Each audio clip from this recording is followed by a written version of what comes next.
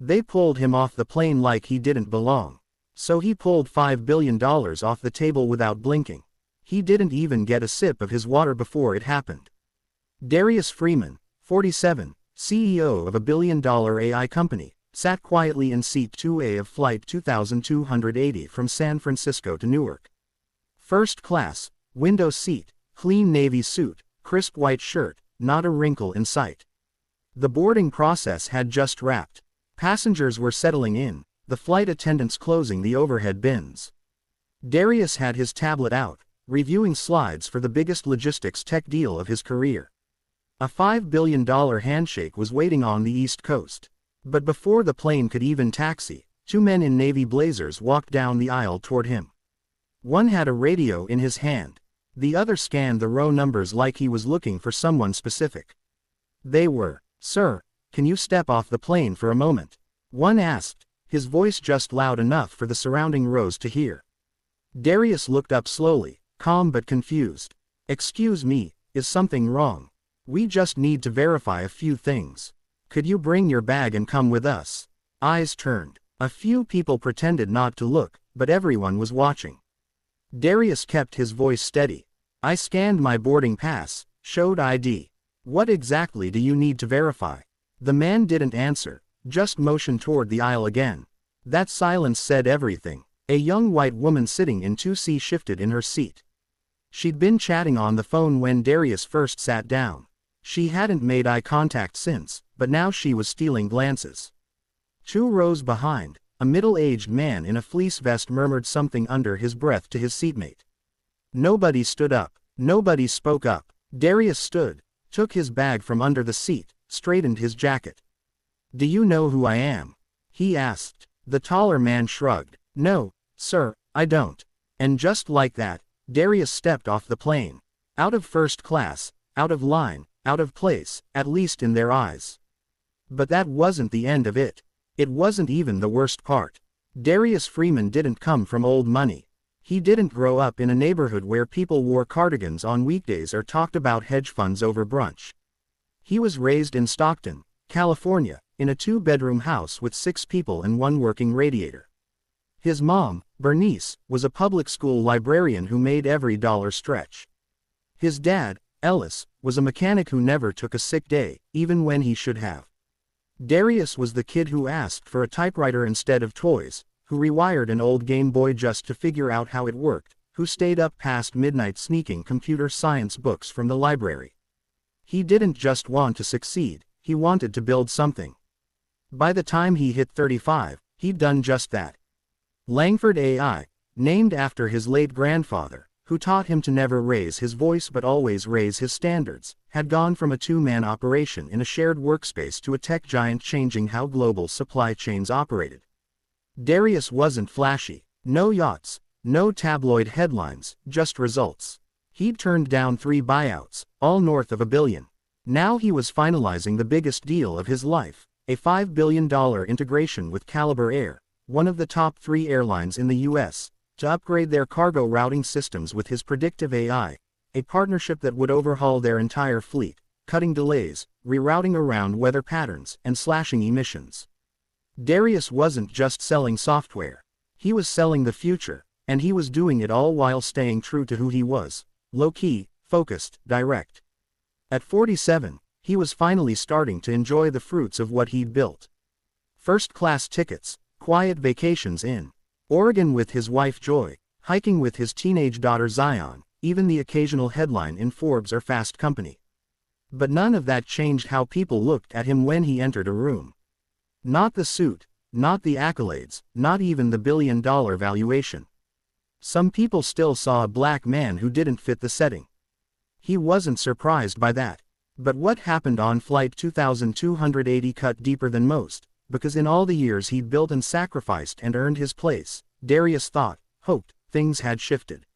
He thought showing up clean, calm, professional would be enough.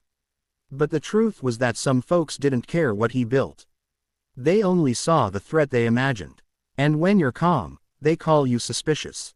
When you ask questions, they say you're being difficult. When you stand your ground, they claim you're aggressive. Still, Darius wasn't the kind to snap. He'd learned a long time ago that anger makes them comfortable, it gives them a reason to dismiss you. But that didn't mean he was going to let this slide, because this wasn't just about him anymore. The gate agent had barely looked at him. Final boarding for Caliber Air Flight 2280 to Newark, the speaker called overhead. Darius handed over his boarding pass. First class, Group 1, window seat. The agent scanned it, glanced briefly at his ID, then looked back down at the screen. No greeting. No, have a nice flight, just a flat, mechanical nod. He was used to that. He walked onto the jet bridge, past a couple hurrying toward economy, and turned left into first class. He'd glanced at the seat map on the app earlier. He was one of only 3 black passengers listed in the entire first-class cabin. One was already seated near the back corner, earbuds in. The other was a woman with a scarf around her curls, flipping through a Kindle in 1D. He settled into seat 2A, his Navy carry-on sliding neatly beneath the seat in front of him. He pulled out his tablet, opened the slides, and began reviewing the final revisions. There was a time when he used to triple-check every stat, every keyword, afraid of being picked apart in rooms where nobody looked like him. Now he knew his work stood on its own. A flight attendant approached with a smile. "Can I get you anything to drink, sir?"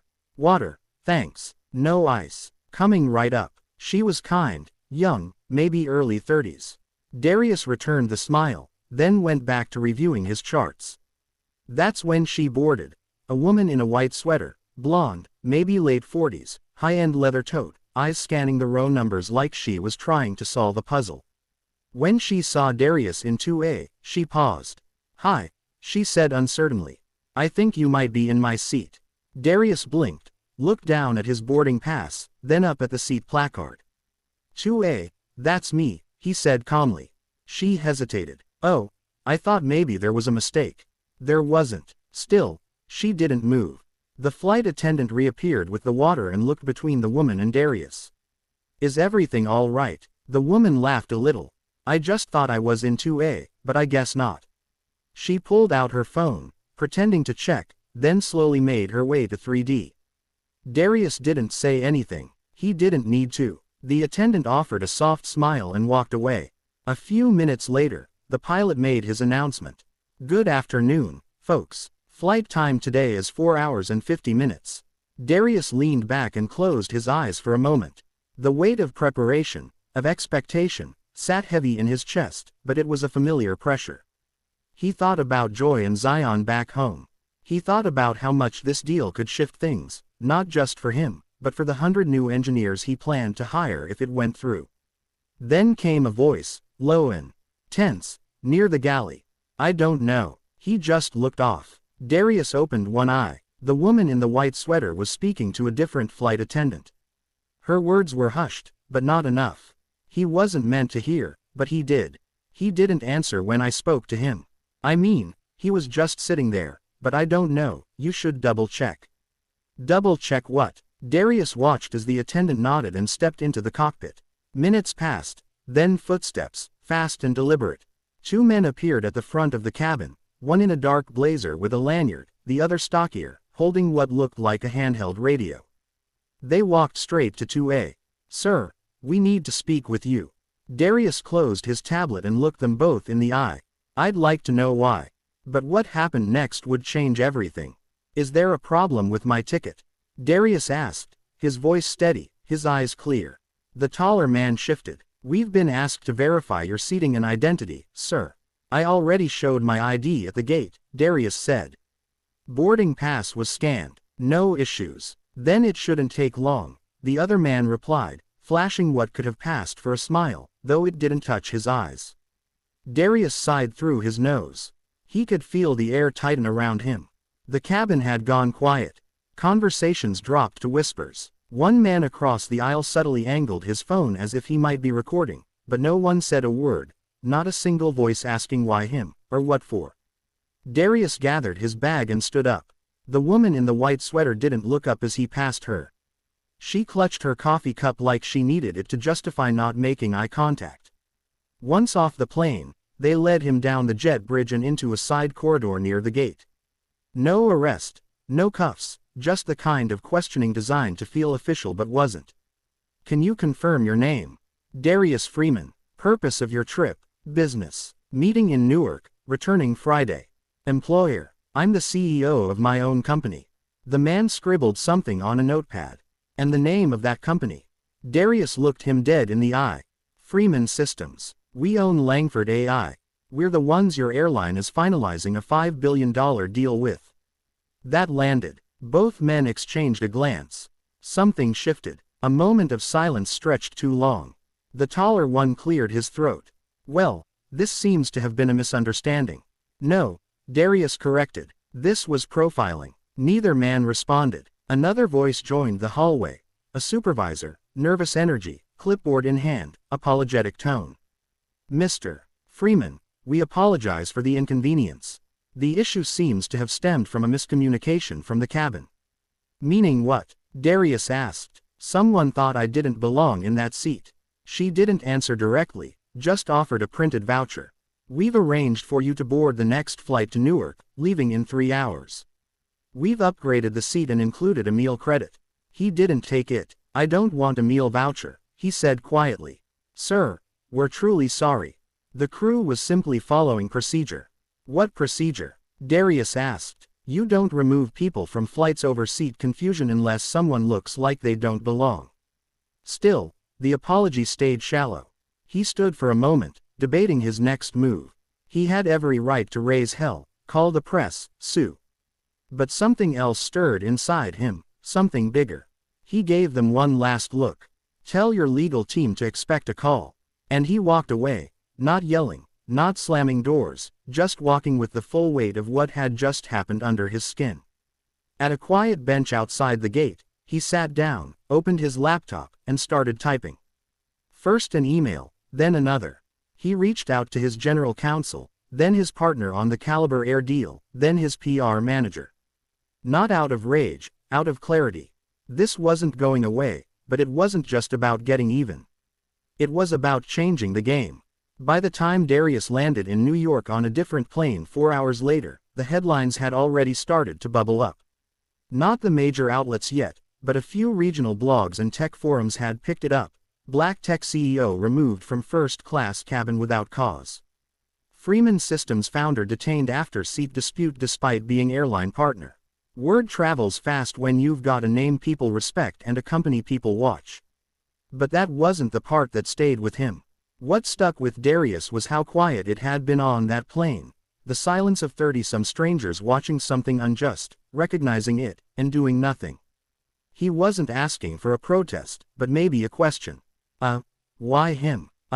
What did he do? That man didn't cause any trouble. Instead, there was just avoidance.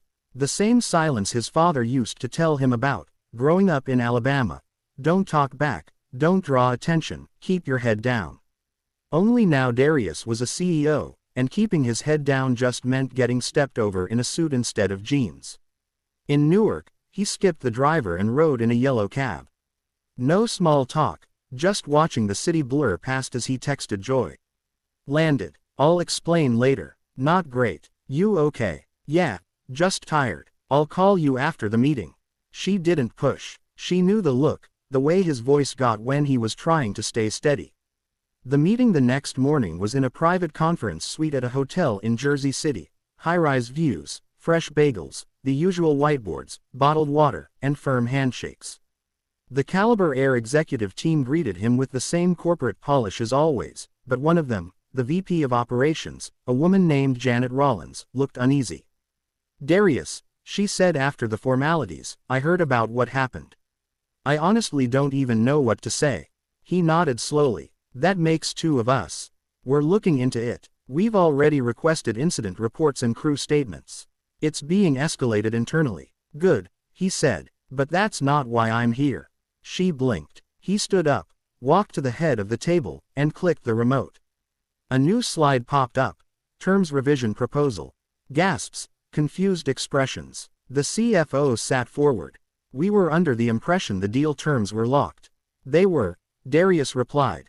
Until yesterday. What he said next sent a chill through every executive in the room. I need you to understand something, Darius said, his tone calm but stripped of all sugarcoating. This wasn't just a customer service issue. It wasn't a delay. It wasn't a misunderstanding. It was a statement. He clicked to the next slide. If I look like a threat sitting in seat 2A, what happens to the engineers I hire with dreadlocks, accents, or darker skin than mine? Silence. He let it hang. This contract was going to be the most advanced logistics optimization ever implemented by a US-based airline. Real-time AI rerouting, zero-emission cargo transitions, $5 billion invested over 7 years. He took a breath. I was going to announce the partnership next week. Keynote speech at the Future Freight Conference in Austin. Your logo next to mine. Janet leaned forward. Darius, please, this incident, we don't condone what happened. It's not who we are as a company. But it is, he interrupted. Not officially, not in your mission statement, but in your culture. It's there because someone on that plane saw me and assumed I didn't belong, and no one, not one person, thought to challenge that. The head of legal started to speak, but Darius raised his hand. This isn't emotional, it's structural, and if I go through with this deal, what I'm saying is that I'll look the other way when structure trumps substance.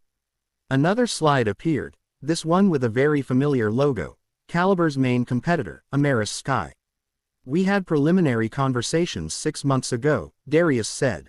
I didn't pursue them because I valued this relationship more. He looked around the room. Some eyes darted, others held his gaze. But an Ameris guy called me yesterday, before I even landed.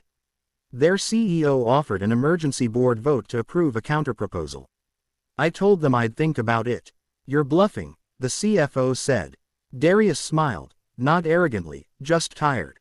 I don't bluff. I build, and I partner with people who value what I bring to the table, not just when it's convenient. Janet exhaled slowly. What can we do? What do you need to see to move forward? Darius looked at her. I don't want a press release. I don't need a diversity pledge. I want to see change, real policy, real equity. And if we can't guarantee that, the legal representative asked. He closed his laptop. Then this deal dies today. But it wasn't dead yet. Not until one last call would shift everything. Darius left the conference room without shaking a single hand. His team followed him out. His legal counsel, his lead developer, and 2 young project managers who had flown in from Oakland just to watch history happen. Instead, they walked out in silence. He didn't speak until they were in the elevator. Shelley, he said to his counsel, tell Ameris Sky I'm ready to talk. That night, back in his hotel room, Darius stood by the window, phone to his ear, staring out at the skyline. Lights blinked across Jersey City. The air buzzed with quiet tension. Ameris CEO Tom Blanchard picked up on the second ring. Mr. Freeman, I was hoping you'd call. I've read the revised offer. Your board moved fast. We had to. I'll be honest, Caliber Air dropping this ball gave us the clearest runway we've had in a decade.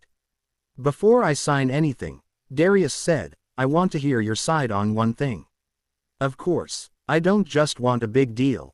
I want a partnership that doesn't leave my engineers, my team, or me doubting whether we belong. There was a pause. Then Blanchard said, we've got work to do.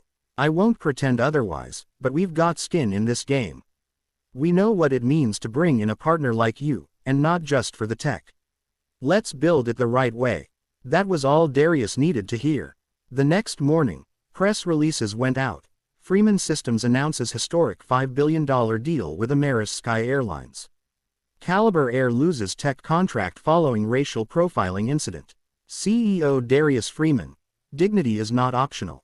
Social media caught fire. Video footage from inside the original flight surfaced. Someone had filmed the moment he was removed, silent, composed, bag in hand.